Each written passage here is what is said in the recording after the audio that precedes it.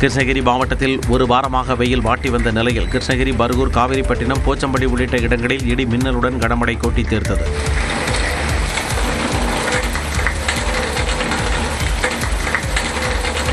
திருப்பத்தூர் மற்றும் வாணியம்பாடி, ஜோலார்பேட்டை, ஆலங்காயம் உள்ளிட்ட பல்வேறு இடங்களிலும் மழை பெய்ததால் பொதுமக்களும் விவசாயிகளும் மகிழ்ச்சி அடைந்தனர்.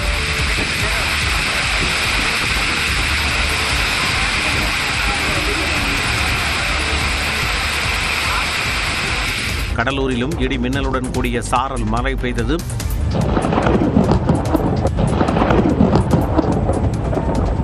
புதுச்சேரியில் கார்மேகங்கள் சூழ்ந்து பலத்த காற்று வீசிய போதும் மழை பெய்யாததால் மக்கள் ஏமாற்றமடைந்தனர்.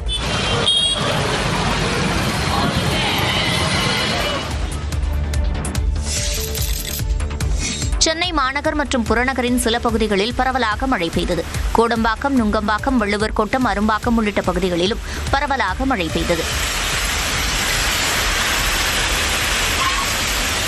வடசென்னை பகுதிகளான அம்பத்தூர், திருவொற்றியூர், காசிமேடு, தண்டையார்பேட்டை, எண்ணூர் உள்ளிட்ட இடங்களிலும் கனமழை பெய்தது.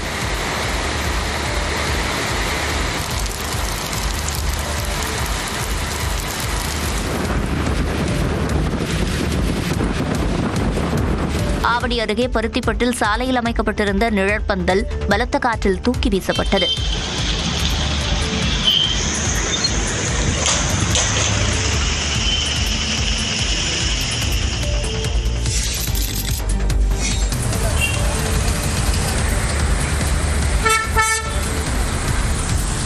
சென்னை வானகரத்தில் சூறைக்காற்று வீசியதால் கட்டடத்தின் 2வது மாடியில் இருந்த இரும்பு கம்பிகளுடன் கூடிய இந்த ராட்சத பேனர் சரிந்து மின் கம்பிகள் மீது விழுந்ததால் வாகன ஓட்டிகள் பதைப்புடனேயே அப்பகுதியை கடந்து சென்றனர்.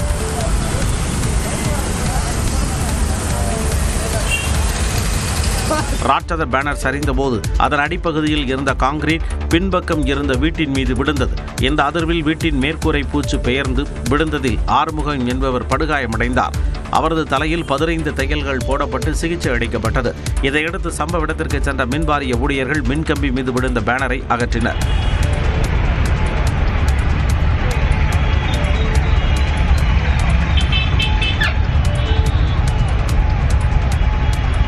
இதேபோன்று சென்னை பூந்தமல்லி தந்தை பெரியார் நகரில் தனியார் நிறுவனத்தின் மாடியில் போடப்பட்டிருந்த தகர மேற்கூரை இரும்பு கம்பிகளுடன் சேர்ந்து சூறைக்காற்றில் பறந்து கீழே விழுந்தது. இதில் சில வீடுகளின் சுவர்கள், ஏசி இயந்திரங்கள், கார் உள்ளிட்டவை சேதமடைந்தன.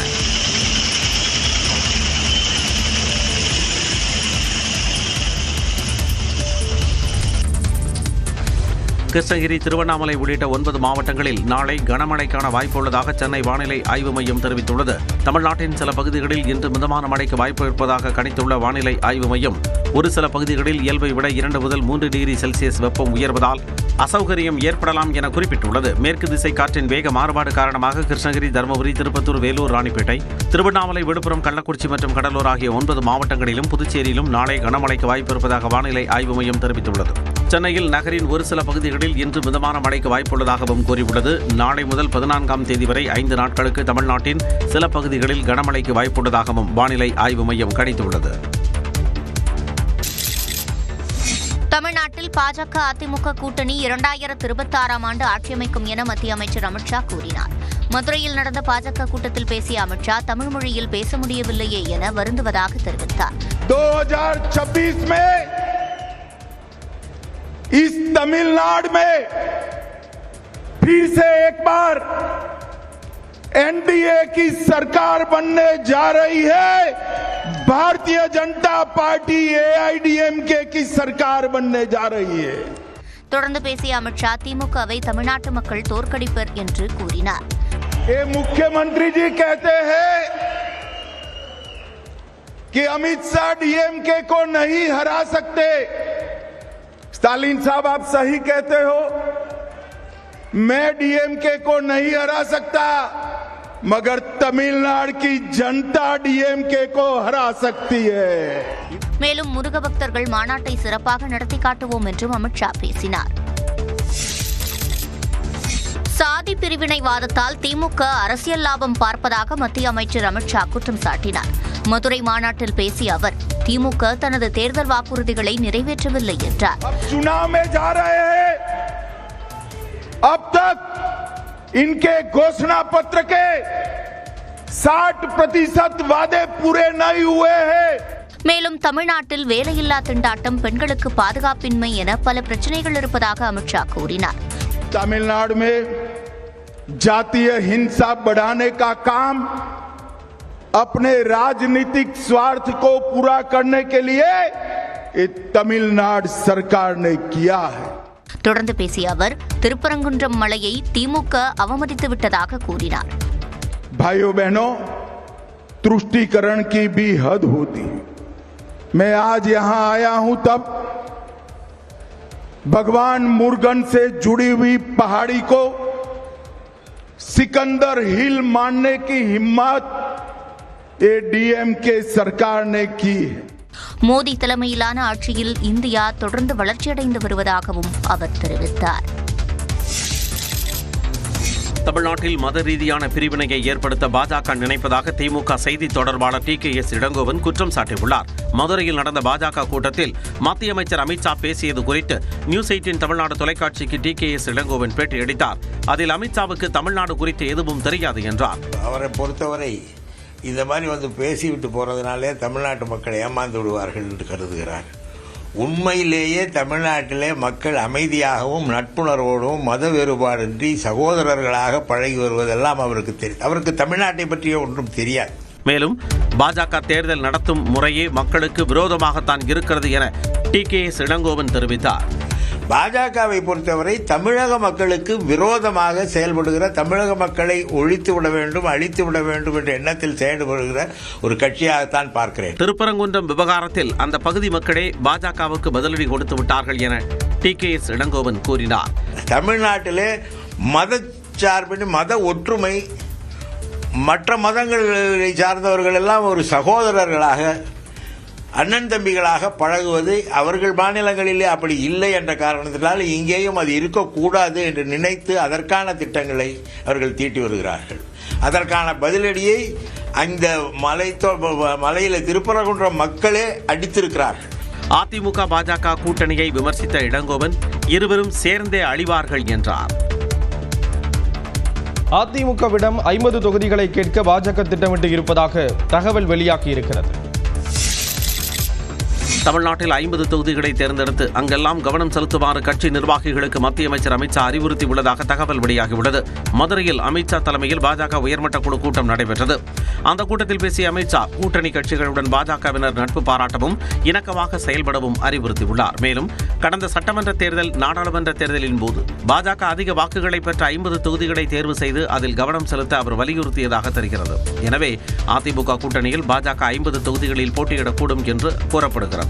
இதுகுறித்து நயினா நாகேந்திரன் மற்றும் அண்ணாமலையிடம் அமித்ஷா ஆலோசனை நடத்தியதாகவும் உட்கட்சி பூசல் எதுவும் இன்றி ஒருங்கிணைந்து செயல்பட வலியுறுத்தியதாகவும் தகவல் வெளியாகியுள்ளது. மேலும் அதிக அளவில் இரட்டை இலக்கு தொகுதிகளில் பாஜக வெற்றி பெற்று சட்டமன்றத்திற்கு செல்ல வேண்டும் என்று நயினா நாகேந்திரனுக்கு அமித்ஷா அறிவுறுத்தியதாகவும் கூறப்படுகிறது. அதிமுக பாஜக இந்த கூட்டணியில் ஓ பன்னீர்செல்வம், டிடிவி தினகரன் இணைவும் முயற்சி நடந்து வருவதாக அமித்ஷா பேசியதாக தெரிகிறது.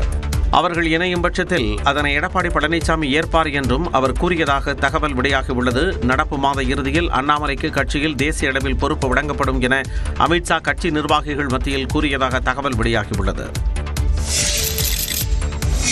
மதுரை வந்த மத்திய அமைச்சர் அமித்ஷா மதுரை மீனாட்சியம்மன் கோவிலில் சுவாமி தரிசனம் செய்தார். கோவிலுக்கு வந்த அமித்ஷாவை மதுரை ஆதீனம் வரவேற்றார். அமித்ஷாவுக்கு கோவில் நிர்வாகம் சார்பில் பூரண கும்ப மரியாதை வழங்கப்பட்டது.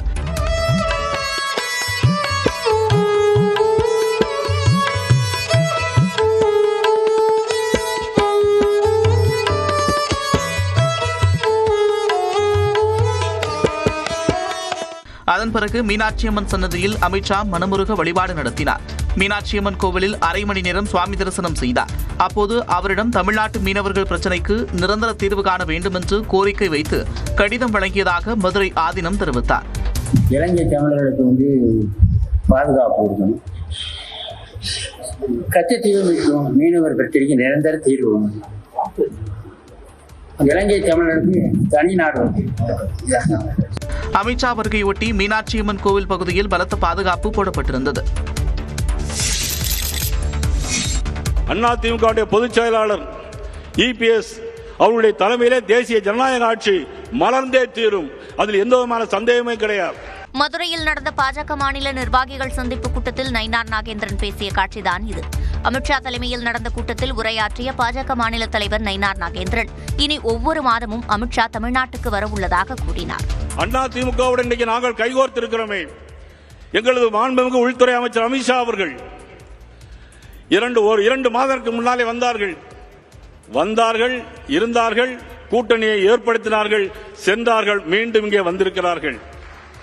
தொடர்ந்து மாதந்தோறும் இங்கு வர இருக்கிறார்கள். தொடர்ந்து பேசிய அவர் தமிழ்நாட்டில் திமுக ஆட்சியை அகற்ற சைலண்ட் ஆபரேஷனை அமித்ஷா நடத்த உள்ளதாக கூறினார். பகல்காம் நகரிலே நம்முடைய சொந்தங்கள் தாக்கப்பட்டதை மனதிலே வைத்துக் கொண்டு பாகிஸ்தான் நாட்டிலே செந்தூர் ஆபரேஷன் செய்தார்கள். ஆனால் நமது அமித்ஷா அவர்கள் மதுரைக்கு வந்து மீனாட்சி அம்மனை தரிசனம் விட்டு அந்த செந்தூர் எடுத்துக்கொண்டு இப்பொழுது தமிழகத்தில் சைலண்ட் ஆபரேஷன் செய்ய போறார்கள். To kill DMK ruling. Haryana, Maharashtra, டெல்லியில் பாஜக ஆட்சி அமைத்தது போல தமிழ்நாட்டிலும் திமுக ஆட்சியை அமித்ஷா அகற்றுவார் என நயினார் நாகேந்திரன் பேசினார். அதிமுக கூட்டணியில் மேலும் பல கட்சிகள் இணையும் என இபிஎஸ் கூறியிருக்கிறார். அதிமுக கூட்டணியில் மேலும் பல கட்சிகள் இணைய உள்ளதாக அக்கட்சியின் பொதுச் செயலாளர் எடப்பாடி பழனிசாமி தெரிவித்துள்ளார். அரக்கோணத்தில் அதிமுக சட்டமன்ற உறுப்பினர் ரவியின் மகன் ஹரிஹரனுக்கும் வினோ ஐஸ்வர்யா என்பவருக்கும் திருமணம் நடைபெற்றது. இந்த திருமணத்தை எடப்பாடி பழனிசாமி நடத்தி வைத்து பேசுகையில் அதிமுக ஆட்சியில் செயல்படுத்தப்பட்ட திட்டங்களை பட்டியலிட்டார். திமுக ஆட்சியில் திட்டங்களை முழுமையாக செயல்படுத்துவதில்லை என்று குறை கூறிய எடப்பாடி பழனிசாமி அம்மா மினி கிளினிக் உள்ளிட்ட பல திட்டங்களை திமுக அரசு முடக்கிவிட்டதாகவும் விமர்சித்தார். இன்னும் பல கட்சிகள் விரைவாக அனைத்து இந்திய அண்ணா திராவிட முன்னேற்ற கழக தலைமையிலே இடம்பெறும், கூட்டணியிலே இடம்பெறும். திமுக தலைவர் ஸ்டாலினை பொறுத்த வரைக்கும் செல்லுகின்ற இடமெல்லாம் அவர் பேசுவது திராவிட முன்னேற்ற கழகம் 2026 சுமார் 200 இடங்களை வெற்றி பெறுவோம் என்று சூழலைத்துக் கொண்டிருக்கின்றார். ஸ்டாலின் அவர்களே, நீங்கள் காண்பது பகல் கனவு என்பதை நினைவில் வைத்துக் கொள்ள வேண்டும். 2026 சட்டமன்ற தேர்தல் அனைத்து இந்திய அண்ணா திராவிட முன்னேற்ற கழகம் வெற்றி பெறுகின்ற தேர்தல். முதலமைச்சர் மு.க. ஸ்டாலின் வாரிசு அரசியலில் கவனம் செலுத்தி வருவதாகவும் மக்கள் நலனை பற்றி கவலைப்படுவதில்லை என்றும் எடப்பாடி பழனிசாமி குற்றம் சாட்டினார்.